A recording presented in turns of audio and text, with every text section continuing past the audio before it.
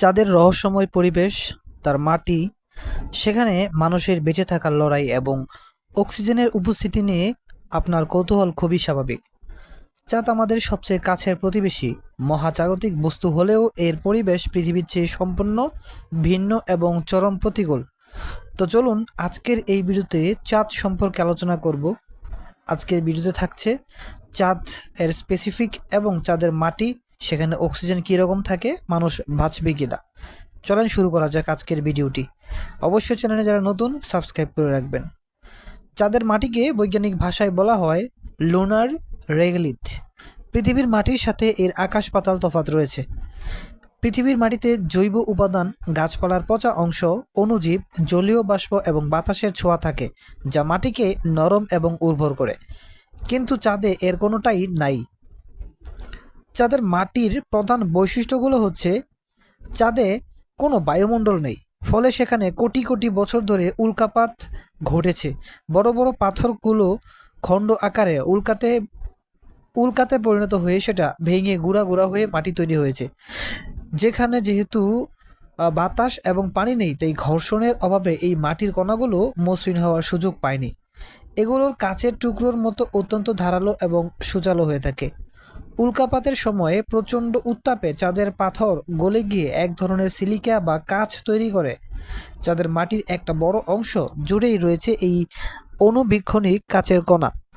সূর্য থেকে আসা ক্ষতিকর আল্ট্রাভায়োলেট রশ্মি এবং সৌরজগতের কারণে চাঁদের মাটি সব সময় চার্জ বা অহিত থাকে।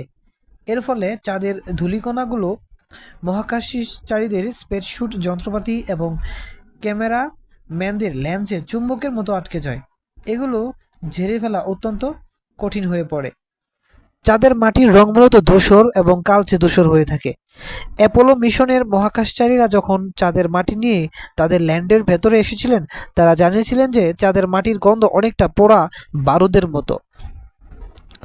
চাঁদের মাটিতে মূলত কতগুলো উপাদান থাকে, সেই 5টি উপাদান কি কি আজকের এই ভিডিওতে তুলে ধরছি।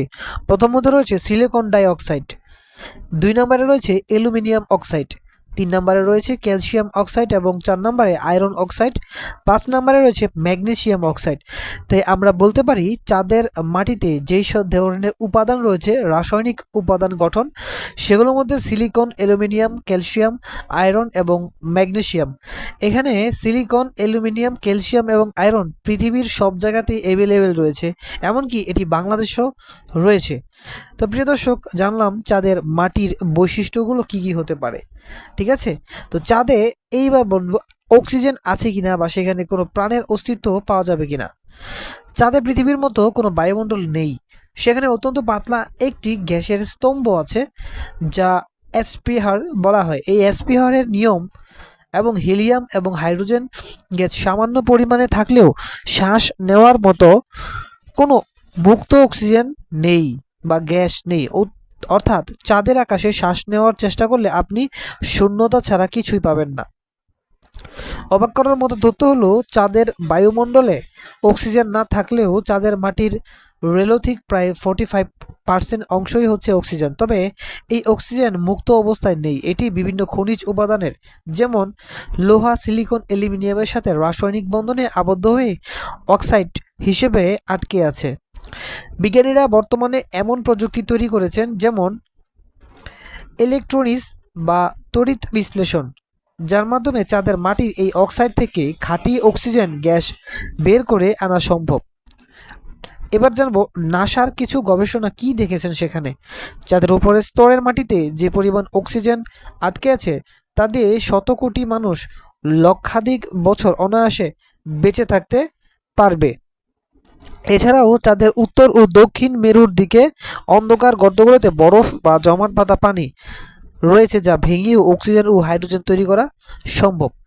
চাঁদে একজন মানুষ কতক্ষণ বাঁচতে পারে, এই ধারণাটা সবাই জানে না। আজকের এই ভিডিওতে তুলে ধরছি। যদি কোনো মানুষকে আচমকা কোনো স্পেসস্যুট ছাড়া চাঁদের মাটিতে দাঁড় করিয়ে দেওয়া হয়, তবে সে সর্বোচ্চ 1 থেকে 2 মিনিট বেঁচে থাকতে পারবে। তবে মাত্র 10 থেকে 15 সেকেন্ডের মধ্যে সে জ্ঞান হারাবে। এর কারণ কি? চাঁদে কোনো বাতাস বা অক্সিজেন নেই। 15 সেকেন্ডের মধ্যে মস্তিষ্কে অক্সিজেন সরবরাহ বন্ধ হয়ে যাবে এবং মানুষটি অজ্ঞান হয়ে পড়বে। যদি কেউ ফুসফুসে বাতাস ধরে রাখার চেষ্টা করে তবে চাঁদের শূন্য চাপের কারণে তার ফুসফুস বেলুনের মতো ফুলে যাবে। চাঁদে বায়ুমণ্ডলীয় চাপ শূন্য। আমরা জানি চাপ কমলে পানির স্ফুটনাঙ্ক কমে যায়। চাঁদের শূন্য চাপের কারণে মানুষের শরীরের তাপমাত্রা -37 ডিগ্রি ফুসফুস ও জিহ্বার লালা, চোখের পানি এবং রক্তাক্ত ফুটিয়ে তোলার জন্য যথেষ্ট হবে। তবে ধমনীর ভেতরে রক্তচাপ থাকার কারণে রক্ত সরাসরি ফুটবে না, কিন্তু শরীরের টিস্যুগুলো ফুলে ফেঁপে উঠবে। টেম্পারেচার সেটা কি হতে পারে? চাঁদের তাপমাত্রা অত্যন্ত চরম। যেখানে সূর্যের আলো পড়ে সেখানে তাপমাত্রা প্রায় 120 ডিগ্রি সেলসিয়াস পর্যন্ত উঠে যায়, যা পানি ফোটার চেয়েও বেশি। আর ছায়াযুক্ত স্থানে বা রাতে তাপমাত্রা নেমে যায় -130 ডিগ্রি থেকে -180 ডিগ্রি সেলসিয়াস পর্যন্ত। স্পেস স্যুট ছাড়া মানুষ নিমিষেই হয় পুড়ে কয়লা হয়ে যাবে, না হয় জমে পাথর হয়ে যাবে।